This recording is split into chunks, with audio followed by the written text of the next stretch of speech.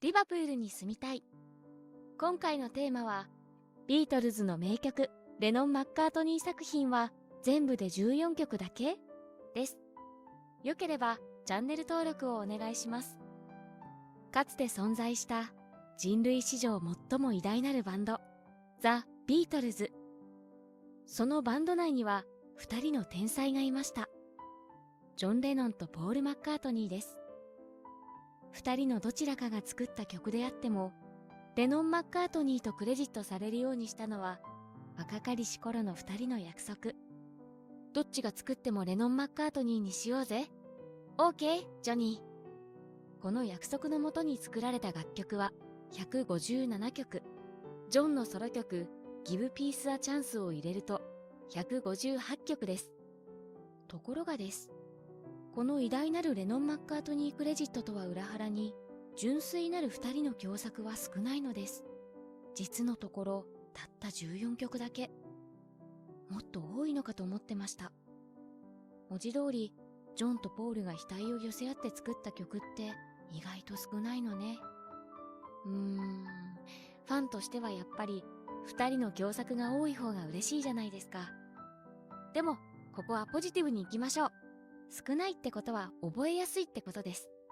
ということで、明日から使えるビートルズ知識。純粋なる共作、レノン・マッカートニーソングの14曲を網羅的に紹介いたします。ビートルズを飛躍させた初期の純粋レノン・マッカートニー作品。まずはビートルズを飛躍させた初期の純粋レノン・マッカートニーソングを見ていきましょう。初期の共作は10曲あります。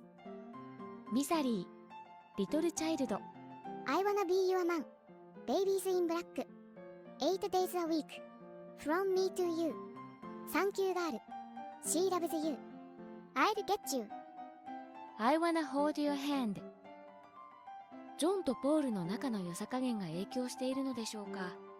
純粋なるレノン・マッカートニー作品はビートルズ初期の作品に集中していますね。タイトルが赤色の曲はシングルになった曲です。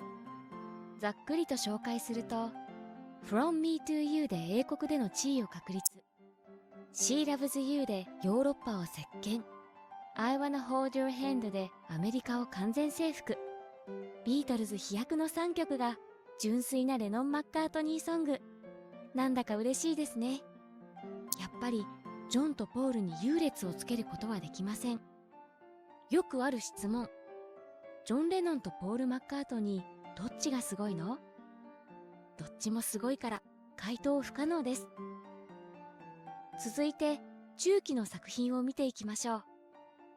別々に作った曲を1曲にまとめた中期のレノン・マッカートニー作品。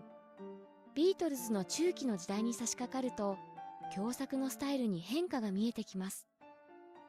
初期の頃は共同作業的な色合いが強かったのですが、中期になると2人が別々に作った曲を1曲にまとめる共作スタイルが増加します。そんな中期のレノン・マッカートニー作品がこちら。We Can Work It Out, A Day in the Life, Baby You are Rich Man。中期は3曲と控えめですね。シングルは赤字の We Can Work It Out の1作だけ。大名曲の A Day in the Life もありますね。中期以降になると、ジョンとポールが額を寄せ合ってというよりは、別々に作ってきた曲をドーンと1曲にまとめる共作スタイルに変化していきます。中期の3曲すべて合体スタイルです。ジョンとポールの異なる才能が1曲の中で融合して、えも言われぬ名曲が誕生しています。Day in the Life なんてその代表格。決して他のバンドでは真似できないビートルズならではの大技です。最後は後期の作品です。もうパートナーは必要ない？後期の完全レノン・マッカートニー作品は1曲のみ。なんとも寂しいことなのですが、後期の純粋なるレノン・マッカートニー作品は I Got the Feeling の1曲のみです。そしてこの曲もジョンとポールが知恵を出し合ってというものではなく、別々に作ってきた曲をバーンと1曲にまとめて出来上がっています。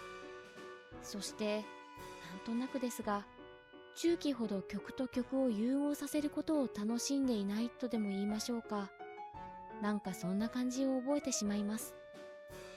完全に個人的な意見ですが、なんだか寂しいですね。もうお互いを意識していない感じがしちゃいます。勝手に共作数を調べて勝手に暗くなっても仕方がないので、ここはポジティブに締めたいと思います。ということで、ビートルズの音楽的な幅広さは共作が少ない点にある。ジョンとポールの完全なる共作をまとめると、初期に10曲、中期に3曲、後期に1曲の全14曲です。やはり2人の仲の良さ加減が大きく影響していますね。仲が悪くなったというよりも関係が変化したのかな。アルバム「レッド・イット・ビー」の頃は関係がギクシャクしていたと語られますが、そんなに言うほど仲悪くなかったんじゃないかなと私は睨んでいます。ちゃんとお互いの曲をハモったりしてますからね。レッド・イット・ビーでジョンがコーラスしているのを映像で見ると嬉しくなりませんか？この時期、仲が良かったのか悪かったのか、このあたりが新作の映画「ゲットバック」で明らかになることを期待しています。ともあれ、純粋レノン・マッカートニー共作ソングは14曲。意外と少ないねと思う一方で、だからこそジョンの個性、ポールの個性が光る作品がたくさん生み出されたのかなとも思います。なので、だから従って四捨五入してそんな気から虎穴にいらずんば、ビートルズの音楽的な幅広さは共作が少ない点にあるという結論はいかがでしょう。以上、ビートルズの名曲レノン・マッカートニー作品は全部で14曲だけ？おしまい。それではまたチャンネル登録をお願いします。